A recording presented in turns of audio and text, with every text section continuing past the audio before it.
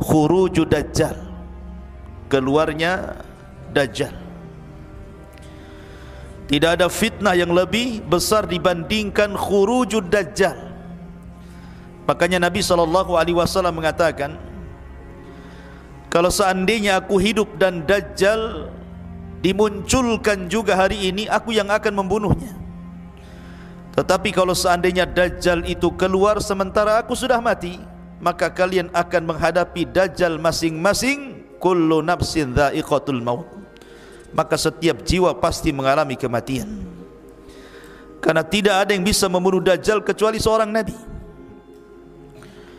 Maka Dajjal akan keluar sebagaimana sabda Nabi SAW, lan taqumas sa'atu hatta tarau qablaha 10 ayat. Tidak akan terjadi hari kiamat, kata Rasul, kecuali engkau melihat sebelumnya 10 tanda dari tanda-tanda kiamat besar. Kemudian Rasul menyebutkan yang pertama dukhan, munculnya asap tebal di langit. Yang kedua dabbah, binatang yang melata yang muncul dari perut bumi dan bisa bicara. Kemudian yang ketiga tulu'us syamsi min maghribiha, munculnya matahari dari arah barat. Kemudian yang keempat kata Rasul nuzulu Isa, turunnya Isa bin Maryam. Kemudian yang kelima wa Ya'juj wa Ma'juj, keluarnya 2 kabilah besar, Ya'juj dan Ma'juj. Kemudian yang keenam wa thalathatu khusuf, ada 3 gempa besar. Yang keenam gempa di arah timur, yang ketujuh gempa di arah barat, yang kedelapan gempa di Jazirah Arab. Kemudian kata Nabi SAW, dan yang terakhir manusia akan digiring oleh api dari Adan menuju Syam. Disitulah tempat berkumpulnya manusia. Ma'asyiral muslimin, di sini Nabi SAW menyebutkan nuzul Isa. Isa akan turun. Untuk apa Isa turun itu? Kenapa Isa turun di akhir zaman setelah diutusnya Nabi SAW? Apakah Isa akan mendakwahkan syariat Injilnya kepada manusia? Tidak. Tugas Isa turun bukan itu. Kata Nabi SAW, walladzi nafsi biyadi la yushikanna an yanzila fikum ibnu Maryam, demi zat yang jiwaku berada di tangannya, hampir-hampir Isa akan turun kepada kalian. Kana hakiman adalan, dia akan menjadi hakim yang adil. Fayaksirus salib, akan mematahkan salib. Wa yaqtulul khinzir, akan membunuh babi. Wa yada'ul jizyata, dan akan mengambil upeti. Kemudian kata Nabi SAW, dan harta akan melimpah, sampai-sampai sujud 1 kali jauh lebih baik dibandingkan dunia dan isinya, karena banyaknya manusia yang kaya.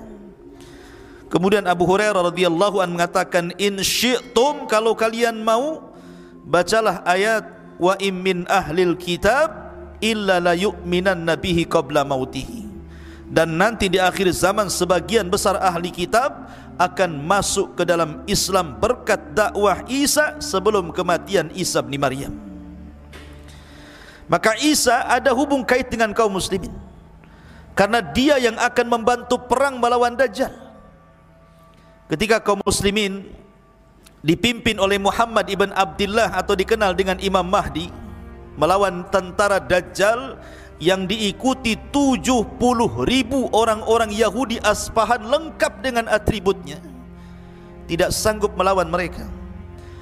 Sehingga Al-Mahdil Muntadhar dengan pasukan kaum muslimin yang sedikit bersembunyi di bukit di Palestina, sampai akhirnya mereka terkepung dengan tentara Dajjal. Akhirnya mereka mengalami kelaparan, sampai-sampai kepala sapi kalau seandainya ada jauh lebih baik dibandingkan dunia dan perhiasannya, saking kelaparannya. Akhirnya mereka mengatakan kepada Al-Mahdi, ya Imam, kalau kita tinggal di sini kita akan mati kelaparan. Tapi kalau kita turun, kita akan berperang melawan Dajjal, tentu kita akan dikalahkan. Tapi menurut kami, mati syahid jauh lebih mulia dibandingkan mati kelaparan. Akhirnya kemudian tepat di waktu subuh, mereka sudah mempersiapkan pakaian-pakaian besi mereka, siap turun dari bukit itu melawan tentara Dajjal. Mereka sudah pasrah apapun yang terjadi. Tiba-tiba di waktu setelah azan, langit gelap, tiba-tiba terang, kemudian Isa turun diapit oleh 2 malaikat. Kemudian turun di tengah-tengah pasukan itu, awalnya di Menara Putih sebelah timur Damaskus. Kemudian menjumpai para tentara yang sedang bersembunyi di bukit, bertepatan dengan salat subuh.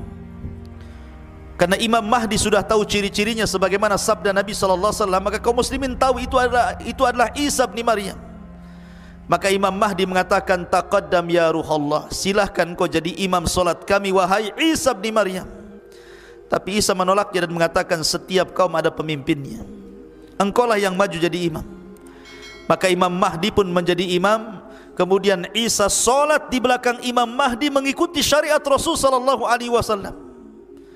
Selesai solat, maka Isa mempersiapkan pasukan dan siap memimpin mereka. Kemudian mengusap wajah-wajah mereka, kemudian memberitahu derajat mereka di sorga. Kemudian Isa memberikan 3 pilihan kepada mereka. 1, kalau kalian mau, kalian tidak usah berperang. Aku akan berdoa kepada Allah, biar Allah mengutus pasukan yang bukan kalian, pasukan itu yang akan mengalahkan Dajjal dan para pengikutnya. Yang kedua, kalian tidak usah berperang. Aku akan berdoa kepada Allah Subhanahu wa taala, semoga Allah mengirim azab kepada mereka, sehingga azab inilah yang akan menghancurkan mereka dan kalian tidak akan meninggal, kalian akan selamat. Dan yang ketiga, atau kalian siap perang, aku yang akan memimpin. Aku yang akan memimpin kalian, dan aku akan berdoa pasukan Dajjal tidak sanggup untuk mengangkat pedang mereka. Akhirnya kemudian mereka memilih yang ketiga. Maka turunlah pasukan kaum muslimin dipimpin 2 manusia mulia, Al-Mahdil Muntadhar dan Isa bin Maryam. Kemudian berperang habis-habisan melawan Dajjal. Ketika Dajjal melihat Isa, Dajjal pun lari, karena tahu dia akan dibunuh oleh Isa.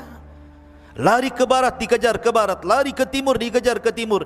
Ketika Dajjal tidak ada tempat untuk berlari, tepat berada di tengah-tengah kota Israel. Disitulah kemudian Dajjal dibunuh di tangan Isa bin Maryam, ditebas kepalanya, kemudian kepalanya dilempar kepada pasukan orang-orang Yahudi, ketakutanlah mereka. Ketika kemudian Dajjal meninggal dunia, kemudian orang-orang Yahudi ketakutan, maka mereka lari tunggang langgang bersembunyi di batu. Tiba-tiba batu bisa bicara, ya Muslim, Yahudi di belakang saya, bunuh dia. Sembunyi di pohon-pohon bisa bicara. Tidak ada satupun tempat persembunyian Yahudi kecuali bisa bicara, kecuali satu pohon yang sekarang sedang dilestarikan orang-orang Israel, namanya gharqad. Tidak mau bicara dia. Makanya orang-orang Yahudi nanam gharqad sampai hari ini. Pohon gharqad, pohonnya orang-orang Yahudi, sejenis cemara begitu, tapi cemara bukan gharqad. Ma'asyiral muslimin, ikhwan akhwat yang dimuliakan Allah Azza wa Jal, maka ketika Dajjal meninggal, Isa bin Maryam memimpin kaum muslimin, berhukum dengan keadilan, mematahkan salib, membunuh babi, kemudian bumi kembali berkah sebagaimana permulaan ciptaannya. Sampai-sampai pohon delima, 1 buah delima itu 10 orang bisa masuk ke dalam cangkangnya. Kita bisa bayangkan berapalah buah delima itu besarnya, paling sekepal. Tapi di masa Isa bin Maryam, delima itu besar, sampai 10 orang bisa masuk ke dalam cangkangnya. Gimana isinya? Satu saja, 1 butir antum sudah mencret. Besar, karena menunjukkan bahwa di zaman itu kembali disuburkan Allah Azza wa Jalla. Dari sini menunjukkan ada hubung kait antara Isa dengan kaum muslimin.